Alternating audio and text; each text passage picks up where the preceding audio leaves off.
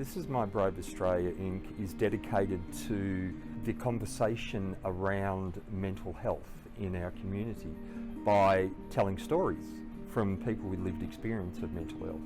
We do a live theatre show, cast from members of the local community telling their stories of lived experience through storytelling, poetry, song and dance, just to let people know that people with a mental illness are no different from them. They're just someone who has a job, has a family, has everything else that everybody else has to worry about, but are also managing a mental illness at the same time. We do auditions and rehearsals, but it is actually a 3-month mental health awareness and stigma reduction project. So we try and get as much of the information about this event out into the media, social media, traditional media, as possible, so there's mental health awareness around the show and around mental health itself in that community over those 3 months. Our second activity is This Is My Brave, the film festival. We collect films from all over the world. Our first film festival, we collected 200 films from all over the world. We could only show 19, unfortunately, otherwise we would have been there for a week, which was a great film festival last year. This is our second year, and film is a very popular medium for people to educate themselves. And you may not think it, but the films are also entertaining.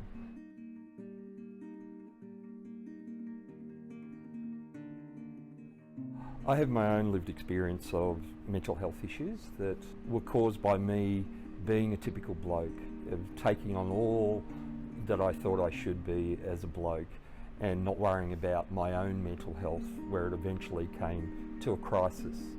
And that crisis changed my mind about how I viewed mental health, and it also opened my eyes to how other people viewed me after I told them about my mental health issues. I decided, how can I marry what I did for 25 years, which is events, and breaking stigma around mental health the way that I felt it.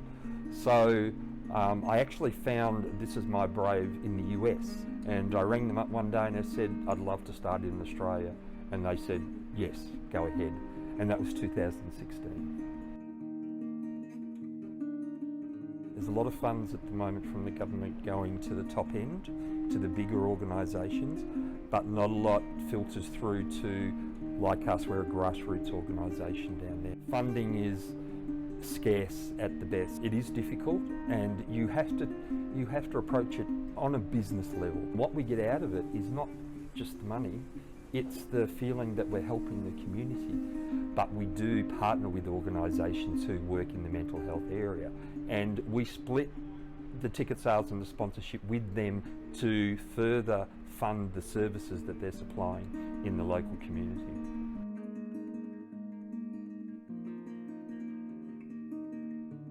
I actually collapsed at work one day. It was a very physical manifestation of my mental health issue.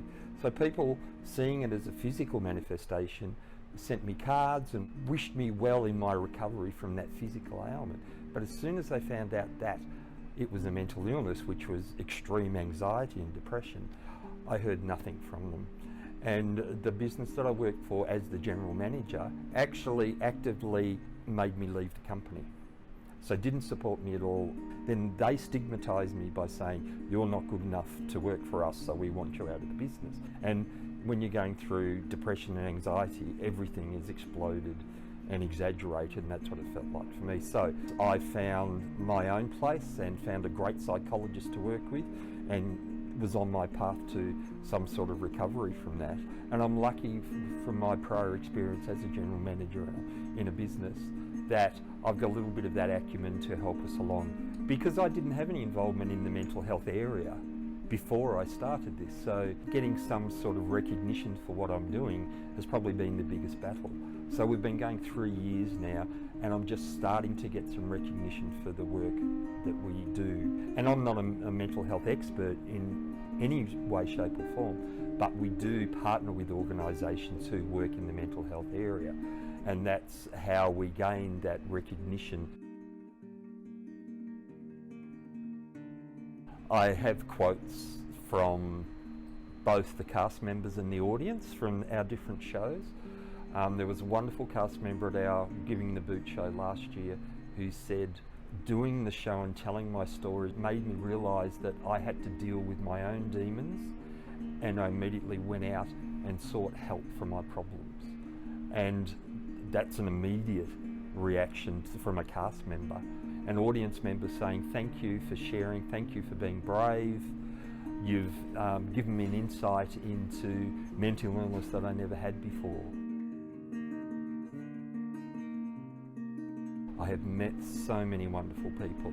From the first show that we did in 2017 till now, I've still got people who I would count now as my friends who are cast members of those shows, and we're still in contact nearly every week. It's those friendships and that connection that we're making, and overall that's what we're trying to do.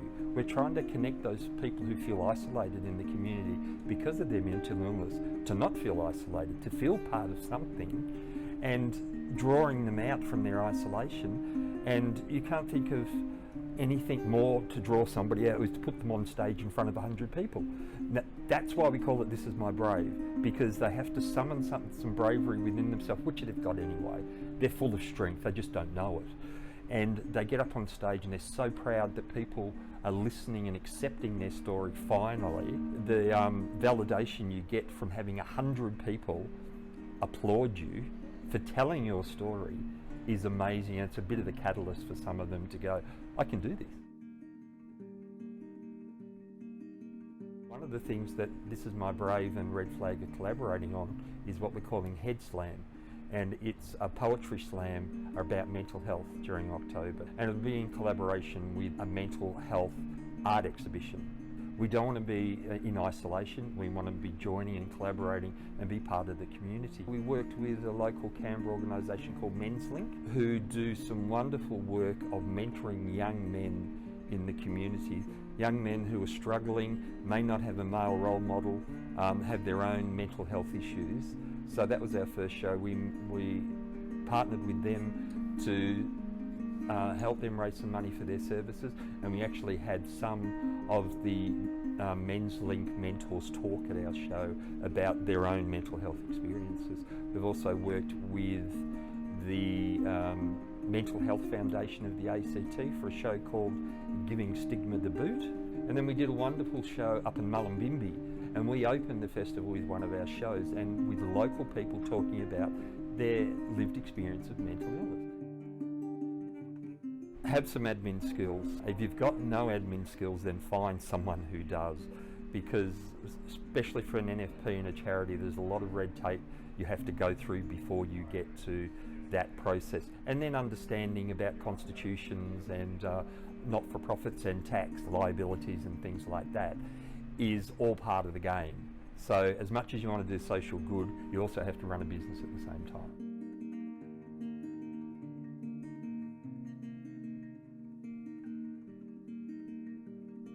With our live theatre shows, we want to get into as many cities and towns throughout Australia to run shows, so that the people in those communities can hear the stories of lived experience of their own community members, because that has the most impact.